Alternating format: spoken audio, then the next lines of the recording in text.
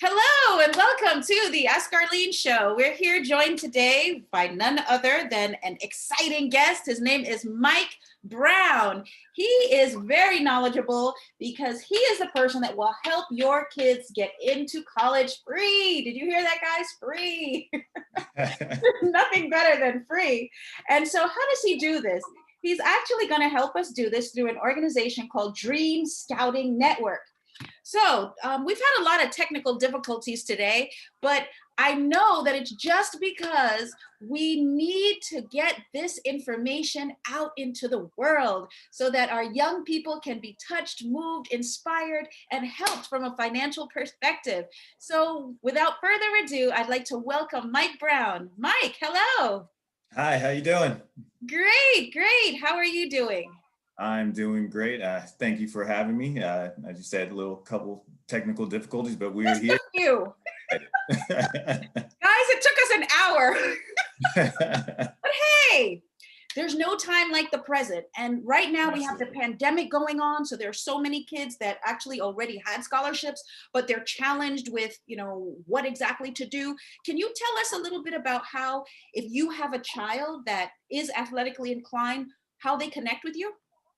Absolutely. Easiest thing to connect with us is just to go to our website. It's dreamscouting.com. Really simple. And then we have an area where you can join the dream team, and you could create a free profile. And with that profile, we can take your information, we can evaluate it. College coaches go into our database daily, so they can look from there. And then the first thing we'll do with it is actually give your kids some free exposure. We'll promote them on social media, the LinkedIn, Facebook, LinkedIn, Instagram, Twitter. We use the basics. Some people use TikTok. That's maybe a little bit above my head with TikTok, but I stay in Mine too, but I'm learning. We're learning. Right. But, and it's, I always tell everybody, I'm like, look, the very first thing when we do that, I'm not LeBron James. I don't have 100 million followers. Okay. But if I feature you, that first feature, one, is free. And I don't care if I have 5 people in my network, that's more exposure guaranteed than you already had. So the idea is that you have in your network these schools and college scouts so that when you post them online, the scouts are going to see them and pick them up. That's the first thing we start with. Yes.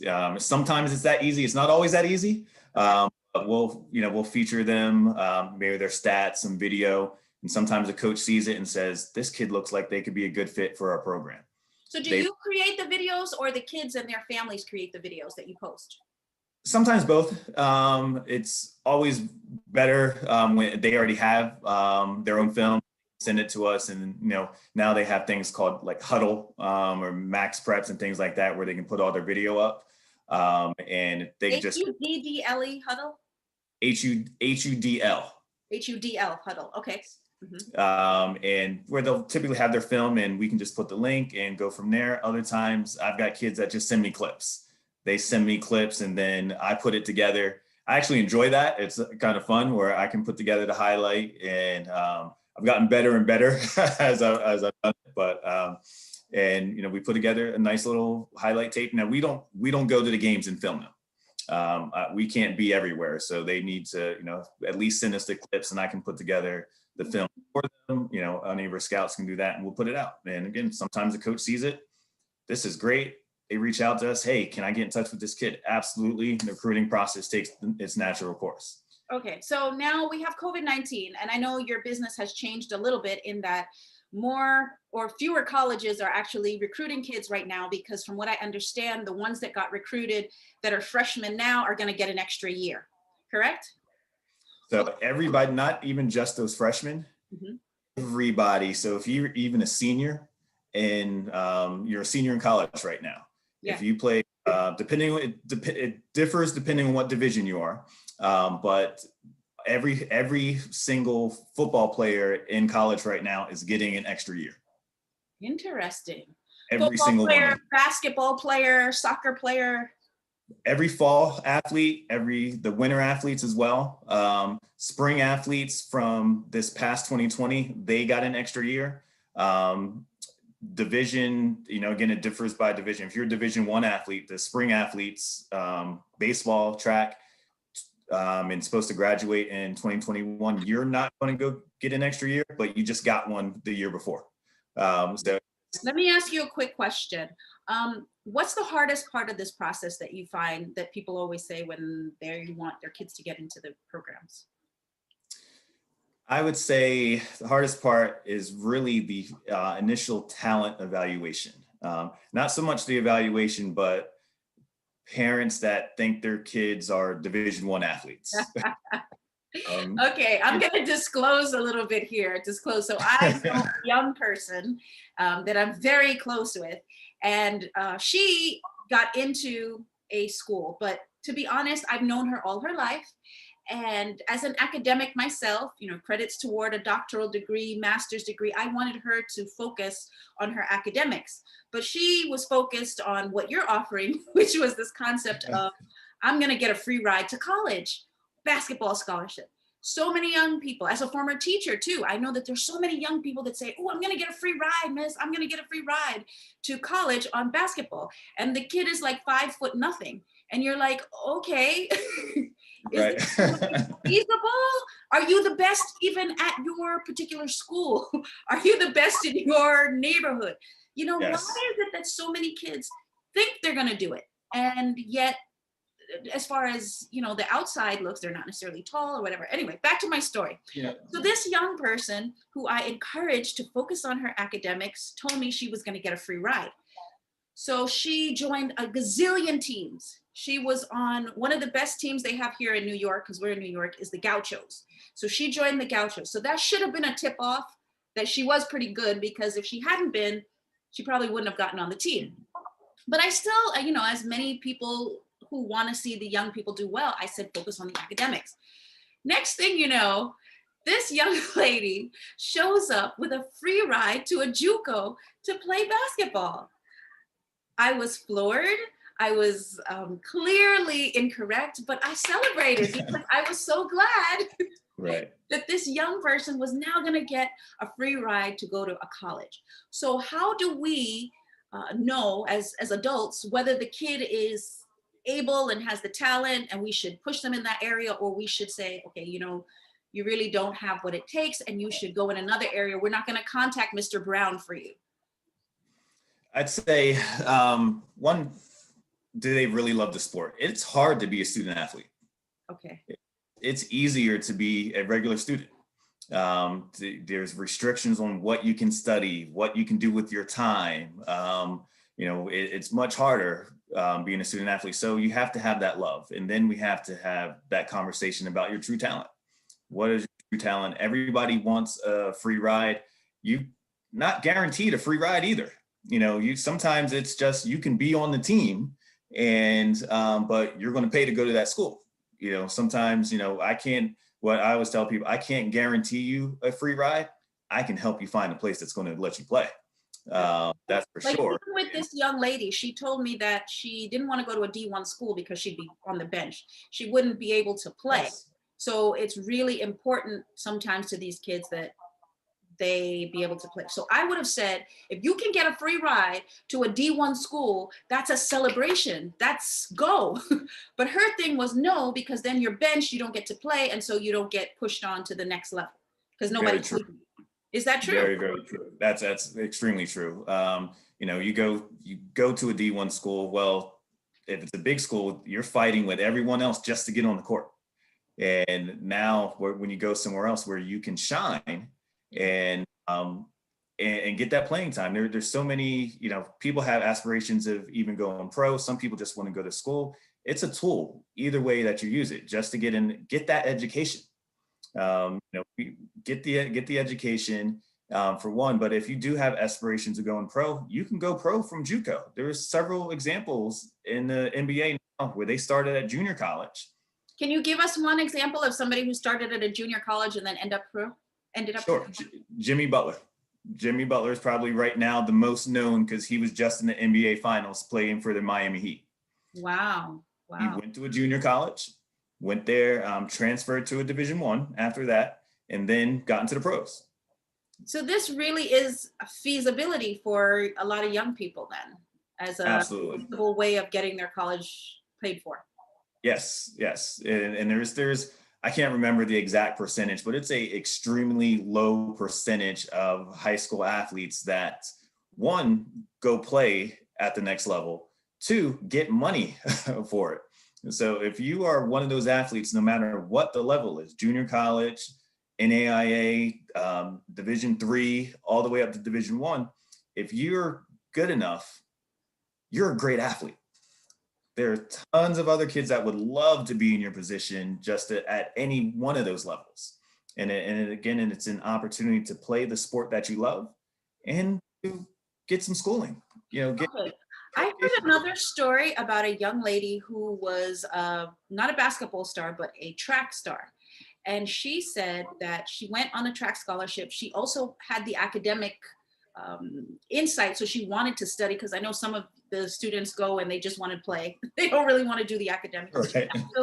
She had that drive. But what she Yes. said is that it was so strenuous, her running to all of those meets and showing up all the time, that she felt she didn't have time to really do the academic side. Is that what you're seeing, that some of the schools are really not supporting the kids academically? They're just focused on the sports side, and that's why they're giving them the money? Or that's not really the case, and you can still go and have a win-win on both sides?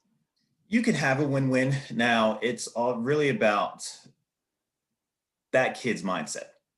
Are they using it? Do they realize that? Are they focused? Being a student athlete teaches you a lot of things. Time management, for one. You can still play your sport and still get a degree and still have great academics, get straight A's. I know several people, they have all these NCAA All-Americans. Well, those are kids that are doing great in school and doing great on their competition. So you can do both. Some schools, they might steer you away from certain programs though. I'll give you myself. I went to Villanova University on a full track scholarship. I went in, I want to do physical therapy. I got there and they told me I couldn't do physical therapy because of the conflict between the clinicals and practice. Okay. And so they will, So kinda, did you continue with that, or you just switched and did something else so that I you switched. I switched, and I didn't have, to be honest, back then, I didn't have the advice to say, well, okay, if you still want this, go be a bio major and then get physical therapy as your master's. I didn't have that advice. And this is kind of one of the things that we do as part of our program. We help you with your college and career readiness. So do you stay with them once they start college, or you just help them to get in and then they're pretty much mostly help them get in, but we're all still connected because you're always checking on that kid. One of the coolest thing about what I do, to me, is I don't know what these kids are going to become. Are they going to become doctors? You have a huge network of people. Right. Do some of them turn around and end up as recruiters too? They're having a couple, and they're sometimes they're like, well, I use this service, and now I'm going to help somebody else. I was that kid that I didn't have this. I didn't have this. My recruiting was mostly local. I'm from New Jersey, so all the Jersey schools, Pennsylvania schools. I did get down south. University of Tennessee was recruiting me. Well, I wanted to go to Georgia Tech. Georgia Tech was my number one school. Okay. I existed. And so the other day we had a young lady on the show, and her name is Ruthie Bolton. She was an Olympian, and are you familiar with her? I am. Athlete, and she was a basketball player, and yes. She was trying to get into Auburn, which is one of the top basketball colleges. They didn't know who she was, but somehow through hook or crook, she was able to get there. Not audition, because that's acting, but what do you call it, Mike? It's a tryout. Right, tryout, and she got in. But she said it was so hard because they weren't looking at her. They weren't giving her the time of day. So for kids who want to get in, and they may not have been recruited because they're from a school that maybe doesn't recruit, Auburn doesn't recruit from, so they didn't see them.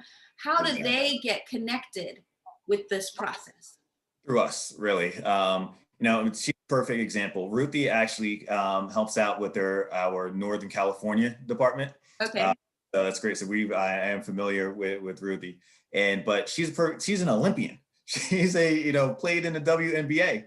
And there's hope, there's right. hope for a lot of kids who may think, well, I'm just this good, but with the right training and the right coaching from you and support, they can actually rise to the occasion. There's possibility. Yes, absolutely, it's a possibility. But it's, so she's someone like her, top recruits sometimes get missed just because of where they live. And the, coaches, not everybody has the budget of like a University of Oregon or an Alabama, who they can go wherever they want, they get whoever they want. Those are the ones that they don't really need our help. The beauty of it is that they're good already. Right, they're that good, but the beauty of it is no matter how good you are, you can benefit from more exposure. Okay. So how do you respond to those people that say, okay, as a person of color, we have a lot of kids who we want to see be successful and be able to enter college. We shouldn't focus on the athleticism. We should focus on the academic side. What do you say to that? I say you can have both. Money on that side. I say you can absolutely have both. But you have to have a structure to do it. Now, have you heard that? Are you familiar with that concept that exists? Oh, yes, absolutely. Yeah, you hear that, you hear both of it. Sometimes like, don't worry about the athletic side of it because, we're going to just, we just want you to focus on academics and, they are just using you up as an athlete. Right. You hear that, but you also hear, again, being a student athlete, that was a tool. And what do you think of this new concept about college athletes getting paid versus just the schools getting paid for them? Look, I was or is it too controversial? You're not supposed to say. No, I can touch that. I'm saying, just with me, Mike. Right, exactly. Look, I was a broke college student. Even though I was on a full ride that covered my room and board. Well, 10 o'clock at night, the meal hall's closed. Right. That didn't cover pizza at night. That didn't cover money to go hang out with your friends. It just didn't money to get home back and forth. That doesn't help that. So, and you're as an athlete, you really don't have a whole lot of time to work. So now you have schools that are making millions and millions of dollars. Millions off these kids. So have a little extra money, okay. I'm not opposed to that at all. I wish I had it. The rules have changed since I was in school. I was in school and back in the day. Just a couple years ago. Right, just you see all this gray. Me too. Just a few years that we were in college. Right. But it's in the benefit of these kids now. So I'm not opposed to it at all. Now, there was even a story. There was a kicker at University, I think it was Central Florida. I can't remember, Central Florida or South Florida. I believe Central. Yeah. He was making money off of like YouTube videos. Had really nothing to do with NCAA. Well, but he did what he had to do. Did what he had to do, but then they ended up kicking. They said that his eligibility was gone because now he was considered monetizing off of his NCAA, his athletic status, and he had a scholarship. They took away his scholarship because he was using his athleticism to make money online. Right, and he wasn't even he was just doing like kind of funny videos, and I guess sometimes he like auctioned off some of his gear that he had, but that's your stuff. No other student. That's what I say. It's much harder to be a student athlete. A regular student doesn't have to go through that. They could have sold whatever they wanted. They can be YouTube or Instagram influencers all they want, but a student athlete was getting penalized for it. And so now they've changed the rules. And so the rules they've changed the rules, but it's also not fully implemented just yet. NAIA, which is the level underneath NCAA, they have said you can make money. NCAA has kind of said you can, but we haven't figured out how to implement it yet. NCAA and it's NC. Yeah, NCAA. That's the Division 1, 2, and 3. All the big schools you see on TV. Mm-hmm. Then you have the NAIA, who many people don't know of. Those are the JUCOs? That's a level above junior college. Okay. And then you have the junior college, which is your 2 years, your 2-year universities. And what's their organization? Which one? The junior colleges? That's just mostly it's different conferences. I have to think of some of the conferences, but it's just known as junior college. There are several of them when it comes to junior college. Several. There's example of I think most levels each level has really 3 divisions. Even junior college has like a junior college 1, junior college 2, and 3, same as NCAA, which is your D1, your D2, and your D3 schools. So they all have those different levels, and there are maybe roughly at least 300 in each level. Right. So this show is mainly about the concept is secrets to overcoming fear, getting unstuck, becoming the best version of yourself, living your dreams. And I know that for a lot of young people and parents of those young people, so mature people too, the dream is to be a professional athlete.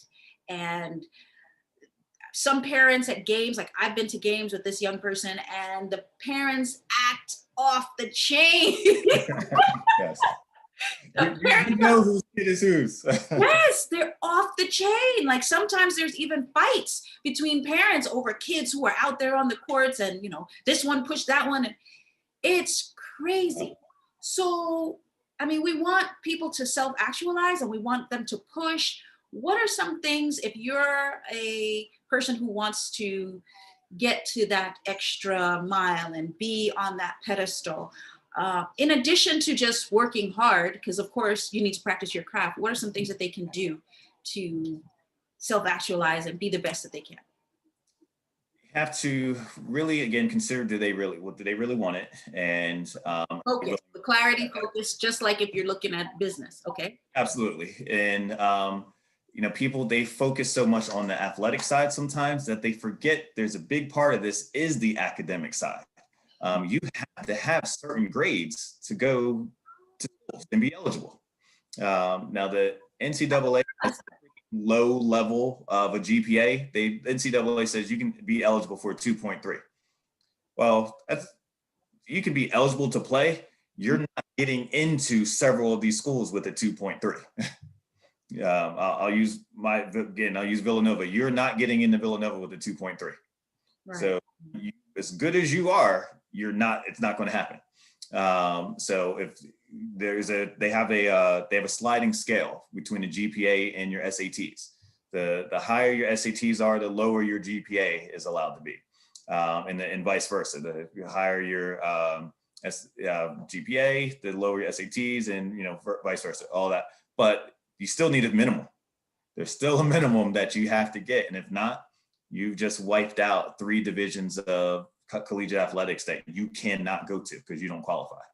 Okay, so the first step is gaining clarity and being clear about the fact that this is what you want to do and getting focused on it. I know that there are a lot of parents who push and they network with the coaches. So I'll give you another story. So I was there with this young lady supporting her at a game where the recruiters were for a particular team. And her coach from another team was there with his daughter. And he was kind of like, segueing his daughter into the conversation so that this coach could recruit her. Meanwhile, there I was with this young person who's also on his team, but it's not his daughter. And he kind of didn't mention her at all until that coach said, "Oh yeah, how are you doing? Because he was interested." And then the coach kind of picked up on that player as well and was like, "Yeah, she's good. She's one of mine. She's one of mine." And so I started to wonder, is this politics or is this? Oh, very much so. Or is this basketball? You kind of feel like it is, and it starts way earlier than that. My kids play high level soccer. My wife coaches soccer as well, so I'm always around the soccer field. And there's a lot of jockeying my oldest is 10. Wow. A lot of jockeying back then. And you just kind of politics. My undergraduate degree is political science. Right. I couldn't believe it. Well then. No, I couldn't believe it. The guy was, really just jockeying for position with Yes. his daughter versus the other young lady who was on his team, and then the coaches. It was crazy. And it happens. I see that my daughter's 10, and I see it there. And you're just kind of like, parents have a tendency sometimes to ruin the sport for the athlete. Wow. What was the name That of that guy who was the football player? Was it football? And he had the dad who was all over the team in the media and in the press, and he had another younger basketball. It was basketball. Yes, basketball. It's a LeVar Ball. You probably mentioned him. No. I'd like LeVar Ball personally. I don't know him personally, but I like. Good player, but his dad just kept getting in the way. His dad is a little bit in the way, but he also had at one point before one got cut, 3 boys in the NBA. Okay, so he maybe knew what he was doing, is what you're saying? Right. He knew a little bit what he was doing. Maybe there's a little better way to do it, but the love and support he had for those kids, yeah, he got into the NBA. I can't knock that. You see some parents try to do that at like 10, and you're like, time out. And especially this being what I do, I'm like, college coaches aren't looking at your 10-year-old. Maybe no. No, they're not. Hey, but with my limited knowledge on this subject, Shaq, I listened to an interview where he said that there was a coach that came to interview players that were older. I think he went to a military school. Are you familiar with the story? He went to a military school, and so the coach came to not interview, but recruit kids from the school to go off to play. But he just happened to be there and was kind of politicking and talking with the coach and asking questions. And of course, even though he wasn't of age yet, he was still a lot taller than many of the other kids his age. And he said from then, he was like, okay, when you get to this stage, I want you to contact me. Do you recall? Absolutely. And I don't think he was 10. But right, not 10, but there are several stories out there. Now, yes. we typically start 8th grade and up. As far as the recruiting process, 8th grade and up, because coaches are looking that early. Right.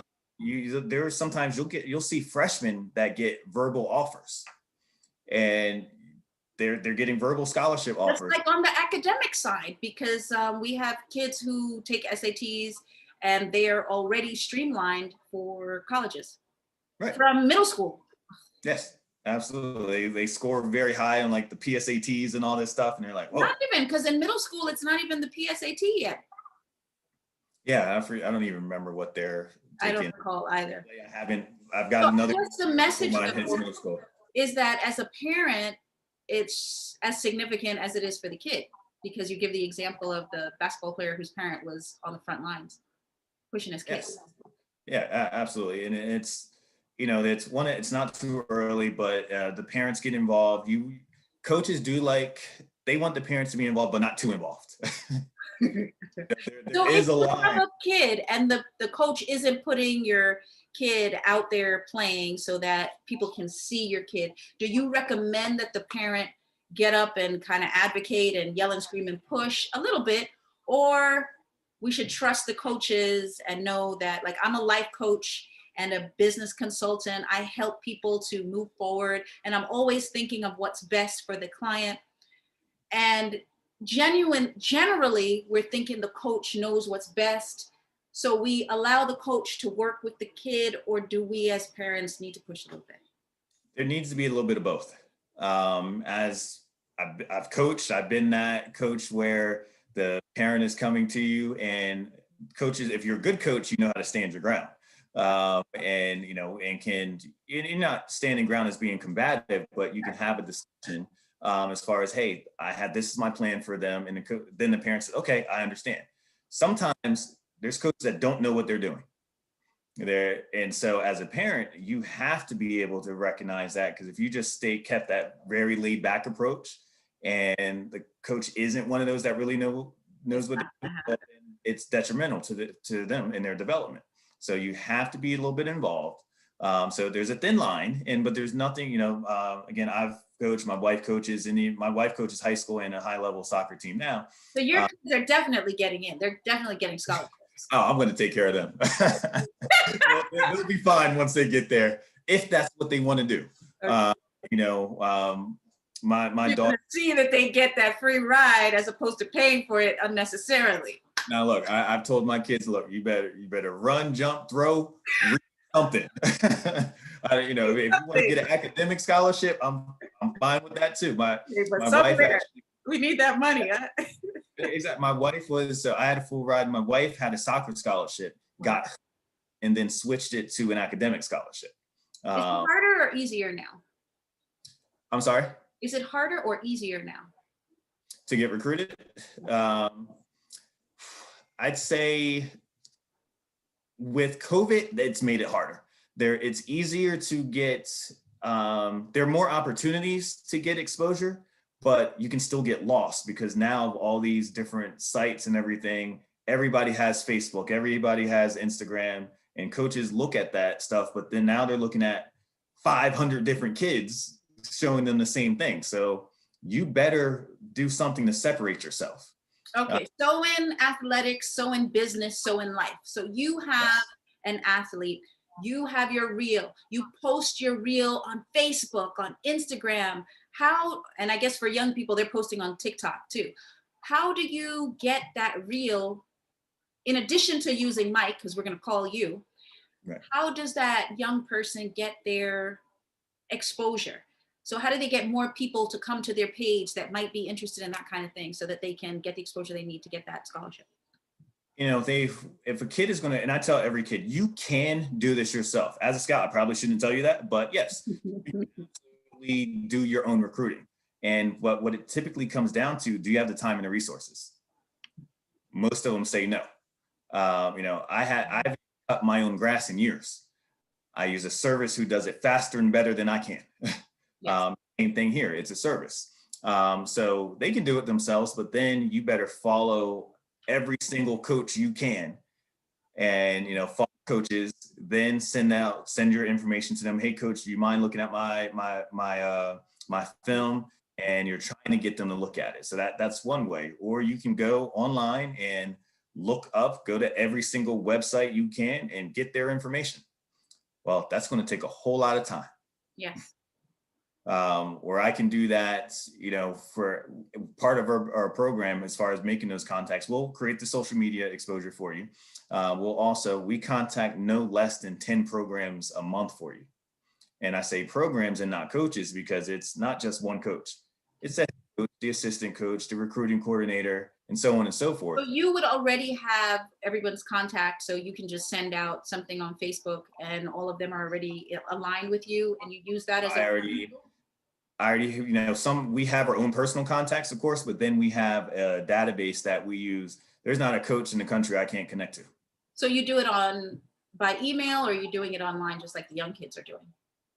A little bit both. Sometimes I'll contact those coaches, I'll email them, sometimes I call them, and then sometimes I find them on Twitter as well.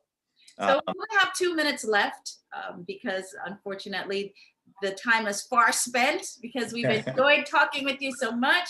So we're going to invite you definitely to come back again, and we're going to have you go on live so that we can have all of these young people that are a part of our group have an opportunity to ask you some questions. We didn't get to do that today, so we want to be able to do that. Fantastic. And some of the parents too would love to ask you questions. So in the last few minutes, you shared with us that one of the things that we can do, last minute, notify the last minute, they can go online themselves, they can use their reel, they can contact the recruiters for the respective schools that they're interested in. Do they need to grow their network as well, or is it just a matter of focusing in on the few schools that they think are going to make the most sense? So just like in business, we talk about how you don't need 50 million people on your Facebook page. You don't need 50 million people on your YouTube. Well, not so much YouTube, but Instagram. But the goal is to focus on your ideal clients, focus on, where your sweet spot is. So tell us what we need to do as far as the young people who are looking to get recruited. First, we like to cast a wide net. Get connect to as many coaches as you possibly can, because you don't know who's going to give that opportunity. I've got a baseball kid that I've reached out to over 160 schools just for him. And so send that, and then you can kind of weed it out from there. So we're going to close now, but I'm going to say thank you so much, Mike. And we're going to have the information regarding your organization at the end so that people can contact you. Thank you for listening to us today. And we hope to see you again next week, Thursday at 6:30. Again, this was Mike Brown, and the organizational information will be at the close of the program. Thank you very much for joining us today, Mike. And we look forward Thank you. I appreciate it. You're welcome.